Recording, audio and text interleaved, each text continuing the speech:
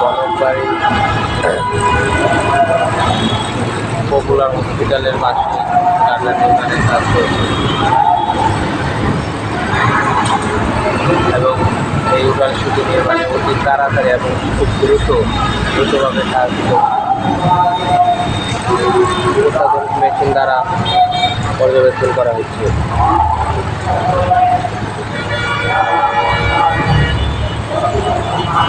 এই গার্ডার নির্মাণে দুটি বড় বড় ক্রেন ব্যবহার করা হচ্ছে। ক্রেনের মাধ্যমে গার্ডারগুলো মাটি থেকে প্রায় 21 মিটার উচ্চতায় উঠানো হচ্ছে ক্রেনের মাধ্যমে।